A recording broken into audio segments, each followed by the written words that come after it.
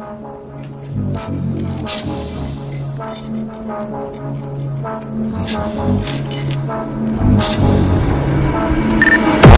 to go the outside. And around they go. The 10 of Eric Almirola. Up in the air is the 18 of Kyle Busch. Ryan Blaney is caught in it as well. Turn around. Now, off the right. Kurt Busch way up in the air. Fortunately, came down on his tires. There it starts, right there. That trial, when we talked about it earlier, that is the worst place. Only 30 laps left. Yeah, it's going to make your way through this field. 29 to go now as the green flag flies once again. Haley, not a great restart here as Ryan C gets off to a good start, and now they're 4 wide going into 1. That's it. Oh, and around goes the 7, hard into the outside wall. Buddy, hang on, hang on. On the apron, the 21 of Anthony Alfredo was into the wall hard. He's upside down, sliding through 1 and 2.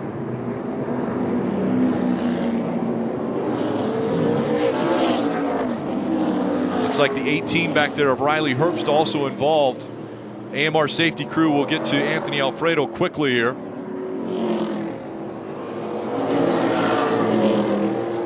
This will bring out a red flag as they will work to get Anthony out of the car. But 2 or 3 rows back, that 7 of Justin Allgaier gets a big run, goes to the apron.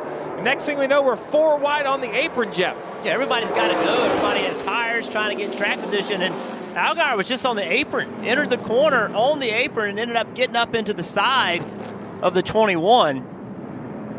Yeah, he ran out of, I mean, at some point, you have to make the corner. The corner has the banking. There were so many cars above him, he couldn't get up on the banking. It looked like he lost control. Take another look at it. Focus on that bright red or orange number 7 back here. That's kind of where the whole thing starts. And normally you think you're going to get down here, you're going to slide up into the racetrack, but he just never had a chance to. Allgaier just kind of, I think, needed to give that spot up and get out of the throttle, but knowing there's a race win, if you can make it work, maybe ahead of you, just chose to stay in the gas. And look at this car. It gets up on its side. It's sliding. You know, these cars have roof flaps that design them to stay on the ground when you see a high-speed rollover at, say, a restrictor plate track.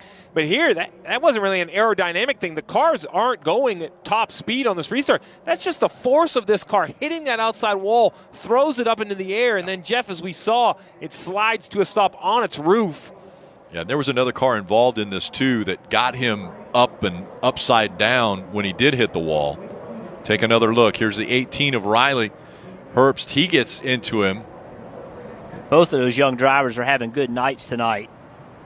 And when you see a car gets upside down, Jeff, it takes me back to the technology we don't talk about so much. From a 5-point to a 6-point to a 7-point seatbelt harness, all of those points that are added are down around your hips and legs for this reason, to keep a driver pulled straight down in the seat so they don't go up when a car gets upside down. That's a big impact. I mean, obviously it's dramatic when he rolls over, but as you said, Steve, the impact is what rolled him over.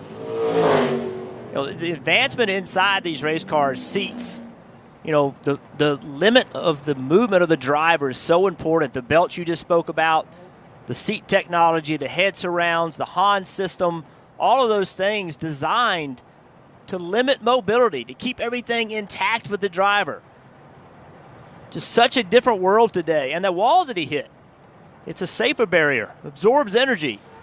Just such a different world than it was 20 years ago. You talk about safety advantages. Just this year, we saw that huge wreck with Ryan Newman at Daytona. One of the issues with that accident was oil coming out of the oil tank. NASCAR's put a valve in place to limit that. Back it down. You see this huge accident back in the field. All of them slide down. Got one upside down, so take your time. Go to the very top here. A lot of debris in the middle. Cars are just gone. Amazes me. Cars are gone in front. Demeanor of a spotter, and then this right here, the best sight we've had today. Forget racing, to see this driver get out, give us 2 thumbs up. 21-year-old Anthony Alfredo. I tell you, Anthony's done. Obviously, the best thing about his night was him getting out of that race car, but done such a good job in that race car. He's giving car owners a reason to give him a shot next year in the Xfinity Series.